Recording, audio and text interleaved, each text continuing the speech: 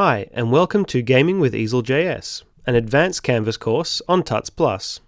In our last lesson, we had just finished setting up our map, our base classes, and our game environment for a simple 2D tile-based puzzle game. In this lesson, we're going to implement the interaction and the game logic. So let's get started. I've got my grunt task running here in the background, and I've just opened up the main.js file. The first thing we're going to do is allow for two more tile types. We need to account for when the diamond is already covered by a box or the hero is covering the diamond. This is going to require us to have an array here in the class map. Now, generally speaking, if you're using arrays for some of your values, it just makes sense to use arrays for all of them. So we're going to wrap the rest of our values in arrays like that. Now we're going to need a bit of a modification to our nested loop here, as it will also have to traverse the array here to work out what classes should go on what tile. Okay, first off, let's add a few more module level variables up here.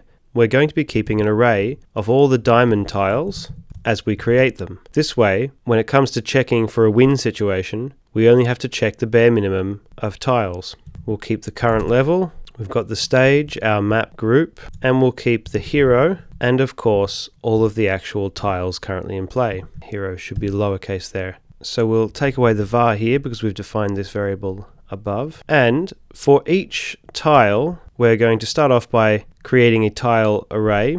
This means that there'll always be an array for each tile, even if it's empty. And instead of returning a tile class, we'll be getting back a class array, which is one of these here. Then, if we have a class array, we're going to want to iterate it. We'll move this bit here. So for each class array, we get the tile class, and we'll create a new tile instance out of that class, passing in the index x and y. We'll add it to the group, push it into our tile array that we defined here, and if the tile class equaled hero, we'll set our hero variable equal to that tile. So that's how we'll get our reference to the hero. Next, if the tile is a number 2, 5, or 6, it means that it has a diamond on it and we should add it to our diamond tiles. And we can get rid of this line here. Now, in the case that no hero is found, it's probably best that we class that as an error and we'll console log that. And then we can update the stage. So now we should be able to go to our levels.js file, change the 4 here to a 0 and this 2 to a 6. And when we return to our level, you can see that our hero is now correctly rendered over the diamond.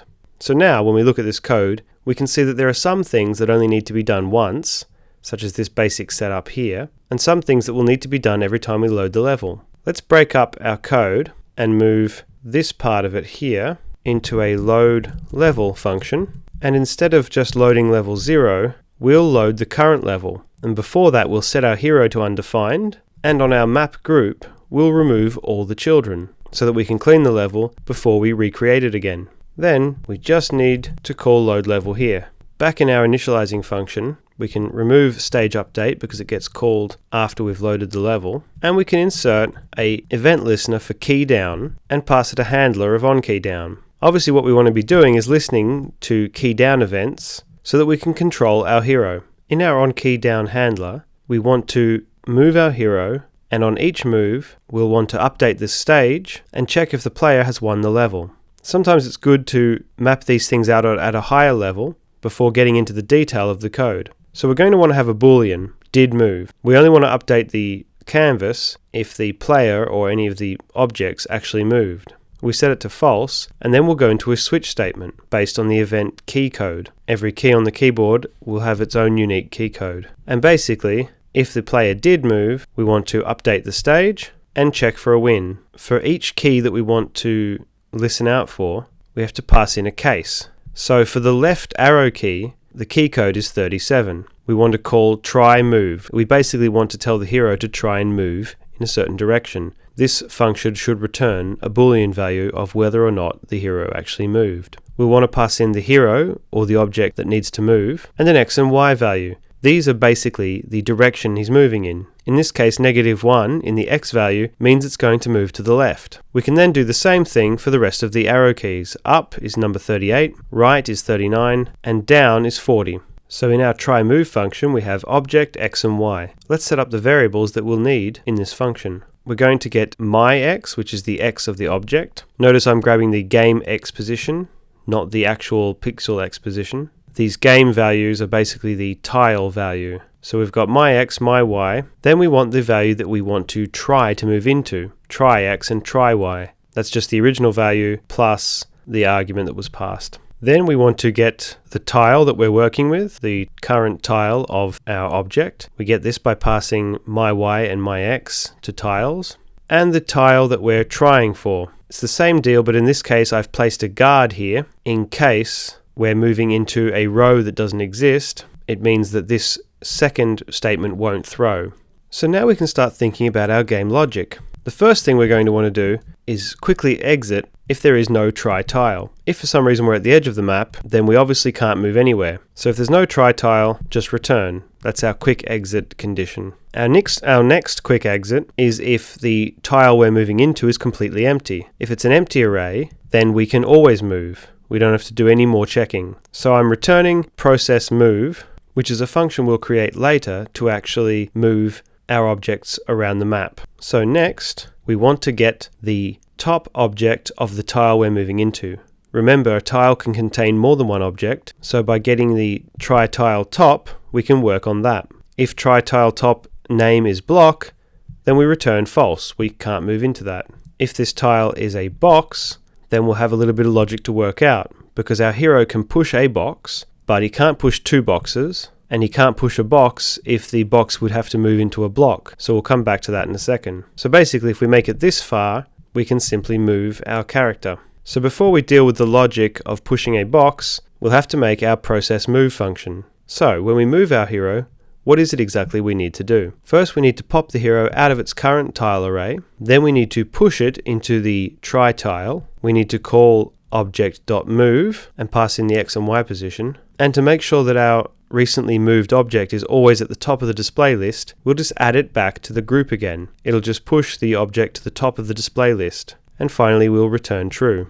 Now you may have noticed that we're calling object move here, but we haven't defined a move method on our tile superclass. Move is different from set position in that it takes a relative position to move. So if you pass in 2 in the x value, it will move +2 from where it is now. It's really quite a simple function and only just slightly different from set position. We just move our game x and game y by plus equals of the x value that's passed in. The same goes for the x and y position.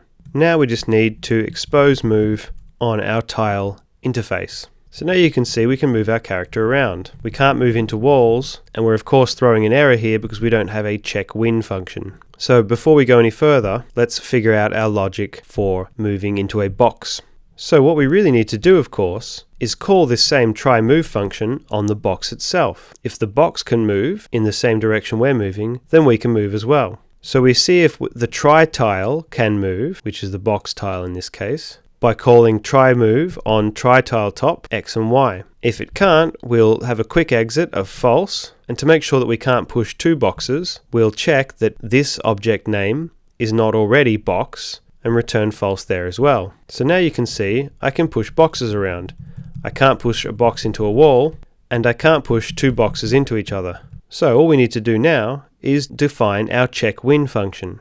We need to iterate through our diamond tiles array and see if they all have boxes over them. We're going to use the array sum method, which will return true as soon as something passes a conditional test. So our condition function here will get past the tile array. Then we want to find out if the top object on this tile is a box. So we'll go to the end of the tile array and get .name and return true if it doesn't equal box. This means that if any single diamond tile doesn't have a box, then this any failing variable will be true. If none of the diamond tiles are failing, we can increase our current level, and if the current level equals the levels.length, we'll alert that all levels are complete. Otherwise, we can call load level again. We'll put it in a set timeout so that there's a slight pause before doing so. Before we can see the effect of that, we'll need to have a second level. So I'm going to call the level we used to have level 2, and then I'm going to make a much simpler level for our level 1. So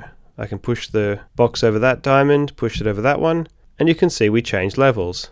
Now if I pass this level, you can see it says all levels complete in an alert. So that's about it. Now, while it may be a simple example, the infrastructure that we've put in here with classes for each of our object types and a superclass with shared methods will allow you to make much more complex tile-based games using what we've done here as a starting point. Check back in for the next lesson where we're going to start creating our space shooter. Ciao!